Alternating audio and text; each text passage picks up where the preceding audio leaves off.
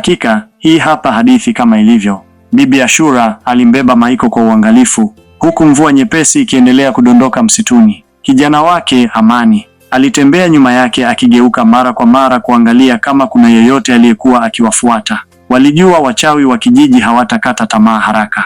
Baada ya kutembea kwa muda mrefu, walifika kwenye kibanda cha Bibi Ashura kilichokuwa pembezoni mwa msitu. Hapo palikuwa mahali pa upweke, mbali na kijiji, lakini palikuwa na utulivu wa ajabu. Ndege walikuwa wakiimba na upepo ulivuma kwa upole, kana kwamba mazingira yalihisi uwepo wa kitu kitakatifu. Tutamlea vipi huyu mtoto? Amani aliuliza kwa sauti ya wasiwasi. Bibi Ashura alimtazama Maiko aliyekuwa amefumbata vidole vyake vidogo kwenye shuka la zamani. Tutamlea kwa imani. Mtoto huyu si wa kawaida na hatuhitaji kuwa na hofu. Mungu mwenyewe atatufunulia njia.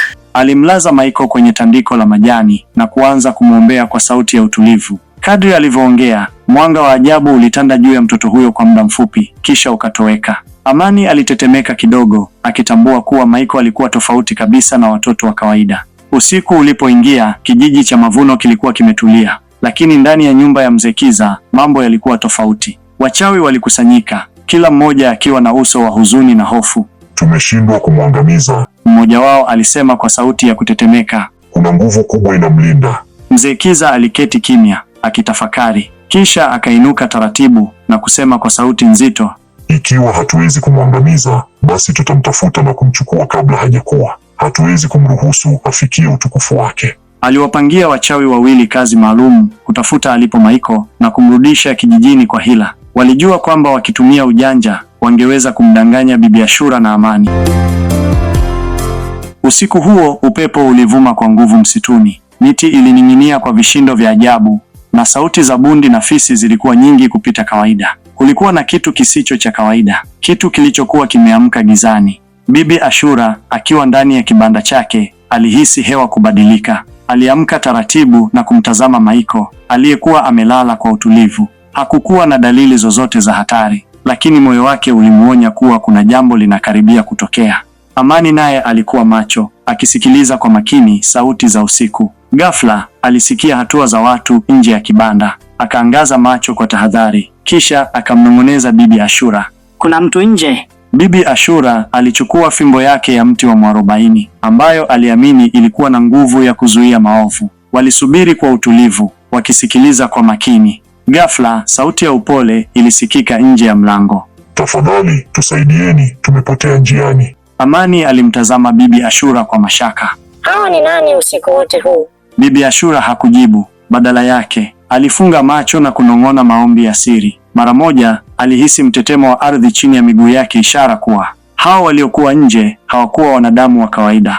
Ondokeni, nafahamu ninyi ni akina nani, Bibi Ashura alisema kwa sauti thabiti. Kulikuwa na kimya kwa sekunde chache, kisha sauti ilibadilika na kuwa nzito zaidi. Mtoto huyo ni wetu, tumekuja kumchukua. Mara moja upepo mkali ulianza kuvuma, ukitingisha kibanda. Kuta zilianza kutikisika kana kwamba zingeporomoka. Amani alikimbilia kumshika Maiko, lakini kabla hajamfikia, mwanga mkali ulijitokeza ndani ya chumba. Mwangaza huo ulikuwa wa dhahabu, wenye joto la ajabu. Mara moja upepo ulikoma na sauti za wachawi waliokuwa nje ziligeuka kuwa vilio vya hofu. Tunachomeka, tunachomeka, waliweza kusikika wakipiga kelele, kisha hatua zao zilianza kukimbilia gizani kwa haraka. Bibi Ashura alishusha pumzi nzito, akimtazama Maiko aliyekuwa bado amelala kwa utulivu. Mwanga ule wa ajabu ulianza kufifia, lakini kabla haujatoweka kabisa, Bibi Ashura alisikia sauti ya kipekee, sauti ambayo haikuwa ya binadamu wa kawaida. Mlinde mtoto huyu, giza litajaribu tena, lakini nuru itaendelea kushinda. Kisha mwanga ukazimika kabisa. Amani, akiwa bado ameduaa, alimuuliza Bibi Ashura kwa sauti ya chini, hiyo ilikuwa nini? Bibi Ashura alimkazia macho. Hiyo ilikuwa kinga ya Mungu, lakini tunapaswa kuwa waangalifu zaidi sasa. Wachawi hawajakata tamaa. Siku iliyofuata, katika kijiji cha Mavuno, Mzee Kiza alipokea habari kuwa wachawi wake walirudi wakiwa na majeraha ya ajabu, miili yao ikiwa na alama za moto, kana kwamba walikuwa wameungua na kitu kisicho cha kawaida. Kwa hasira, Mzee Kiza alikaza ngumi na kusema kwa sauti nzito, ikiwa hatuwezi kumchukua, basi tutatafuta njia ya kufanya dunia hii isiwe salama kwake. Mtoto huyo hataishi kwa amani. Hatari ilikuwa bado haijaisha. Miaka 10 ilipita haraka. na Michael sasa alikuwa mvulana mwenye nguvu, mwenye macho yenye nuru ya ajabu. Alikuwa na tabia ya upole, lakini ndani yake kulikuwa na kitu cha kipekee, nguvu ambayo hata yeye mwenyewe hakuielewa bado. Bi Ashura, aliyekuwa mlezi wake kwa muda wote huo, sasa alikuwa akijulikana kama Bi Rebeka. Alikuwa amebadilisha jina lake baada ya kumpokea Mungu kwa moyo wake wote. Sasa hakuwa mganga wa mitishamba tu, bali alikuwa mwanamke wa maombi mwenye uwezo wa kupambana na giza kwa njia ya kiroho. Kibanda chake kilikuwa mahali patakatifu pa sala, na watu kutoka vijiji vya mbali walikuja kuomba msaada wake. Hakuna mchawi aliyethubutu kukaribia nyumba yake tena, kwani nguvu za Mungu zilikuwa zikitanda mahali hapo kama ukuta usioweza kuvunjika. Siku moja, Michael alipokuwa akicheza pembezoni mwa msitu, alisikia sauti ikimwita kwa jina lake. Michael! Aligeuka haraka, lakini hakuona mtu yeyote. Akarudi kucheza, lakini mara ya pili sauti ile ile ilisikika tena, safari hii ikiwa nzito na yenye mamlaka. Michael, muda wako unakaribia. Alihisi mwili wake ukitetemeka. Hakuelewa maana ya maneno hayo, lakini kabla hajakimbia kuelekea kwa Bi Rebeka, ardhi ilitetemeka chini ya miguu yake, na ghafla mbele yake alijitokeza mzee mmoja mwenye ndevu ndefu, macho yake yakiwa na mwangaza wa dhahabu. Michael alihisi moyo wake ukipiga kwa kasi. Wewe ni nani? Aliuliza kwa sauti ya woga. Mzee huyo alitabasamu. Mimi ni mjumbe. Nimekuja kukukumbusha kuwa wewe si wa kawaida na kuna vita kubwa inayokusubiri mbele yako. Michael alishusha pumzi nzito. Hakuelewa kila kitu, lakini alihisi ndani ya moyo wake kwamba safari yake ilikuwa imeanza rasmi. Wakati huo huo, katika kijiji cha Mavuno, Mzee Kiza alikuwa hajakata tamaa. Wachawi wake walikuwa wamefeli kwa miaka 10, lakini sasa alikuwa na mpango mpya. Ikiwa hatuwezi kumchukua kwa nguvu, basi tutamdanganya. Tutamfanya ahisi hana budi ila kujiunga nasi. Aligeuka kwa wachawi wake na kusema, mtume mmoja wenu kwa sura ya malaika wa nuru, na amlete kwetu. Hatutashindwa tena. Hatari ilikuwa inamnyemelea Michael, na safari yake ya kweli ilikuwa inaanza. Jioni hiyo, Michael alirudi nyumbani kwa haraka baada ya kukutana na yule mzee mwenye macho ya dhahabu. Alimkuta Bi Rebeka akiwa amepiga magoti kwenye tandiko la maombi, akimuomba Mungu kwa bidii. Alisimama kimya, akimsikiliza kwa makini. Maombi yake yalikuwa na nguvu, kana kwamba alikuwa anazungumza na mtu aliyekuwepo hapo. Baada ya muda mfupi, Bi Rebeka alifungua macho na kumtazama Michael.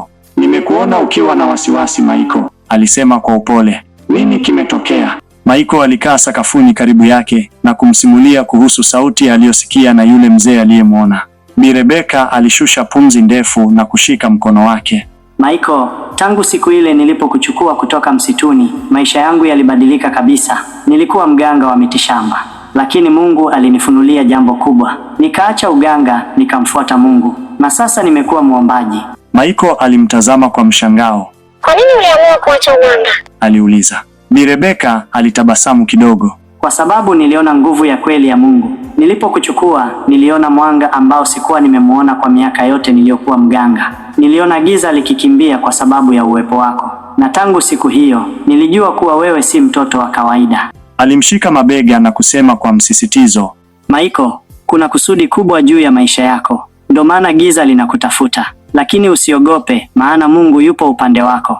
Usiku ule, huku Michael akiwa amelala, kivuli kilijitokeza nje ya kibanda cha Bi Rebeka. Kilikuwa kimevaa kama mtu wa kawaida, lakini ndani yake kulikuwa na giza la ajabu. Kilipiga hodi kwa sauti ya upole. Hodi, naomba msaada.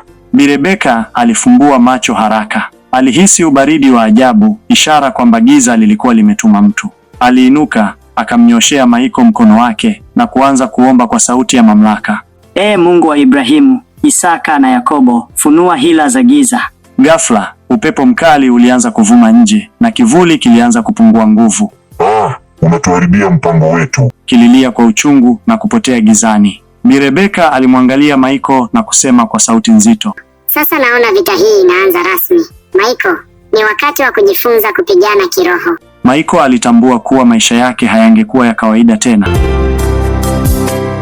Siku zilizidi kupita na Michael alikuwa akiongezeka kwa hekima na nguvu. Alikuwa akijifunza zaidi kuhusu Mungu na kusudi lake duniani. Bi Rebeka alikuwa amemfundisha kila kitu alichojua kuhusu maombi, kuhusu imani na kuhusu jinsi ya kutambua hila za giza. Siku moja, walipokuwa wakiomba pamoja, Michael alipata maono. Aliona picha za watu wengi wakiteseka, wakilia kwa maumivu, Aliona giza likitanda juu ya nchi yao, likiwaletea hofu na kukata tamaa.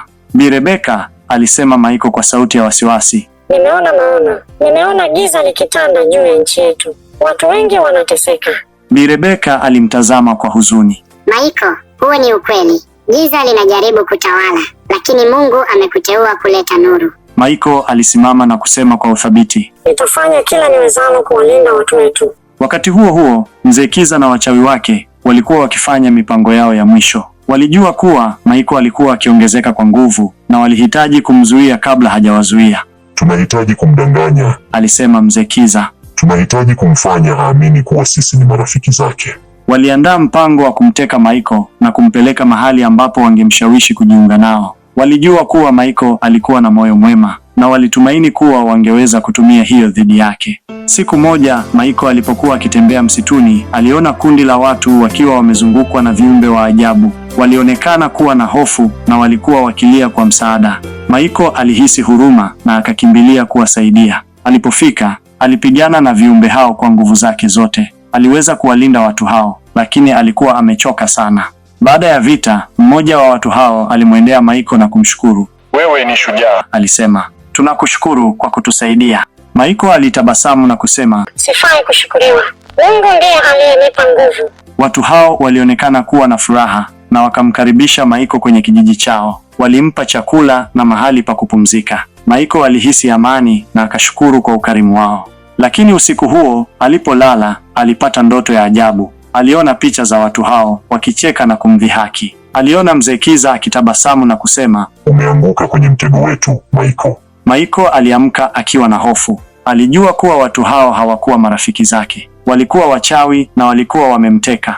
Alitazama pande zote na kuona kuwa alikuwa amefungwa kwenye chumba giza. Alijua kuwa alikuwa katika hatari kubwa, lakini hakukata tamaa. Alianza kumwomba Mungu kwa nguvu zake zote. Alijua kuwa Mungu alikuwa naye na aliamini kuwa angemwokoa. Wakati huo huo, Bi Rebeka alikuwa na wasiwasi. Alijua kuwa Michael alikuwa katika hatari na alikuwa akiomba kwa bidii kwa ajili ya usalama wake. Ghafla, alipata maono. Aliona mahali ambapo Michael alikuwa amefungwa. Alijua kuwa alihitaji kwenda kumsaidia. Bi Rebeka alikusanya watu wote wa kijiji na kuwaambia kuhusu maono yake. Wote walikuwa tayari kwenda kumsaidia Michael. Walifuata maono ya Bi Rebeka na kufika mahali ambapo Michael alikuwa amefungwa. Walipigana na wachawi na kuwashinda. Michael aliachiliwa na alikuwa na furaha kuwaona marafiki zake. Alijua kuwa Mungu alikuwa amemjibu maombi yake. Lakini vita haikuwa imeisha. Mzee Kiza na wachawi wake walikuwa bado na nguvu na walikuwa tayari kupigana hadi mwisho. Je, Michael na Bi Rebeka watawashinda wachawi? Je, giza litatoweka kutoka nchi yao?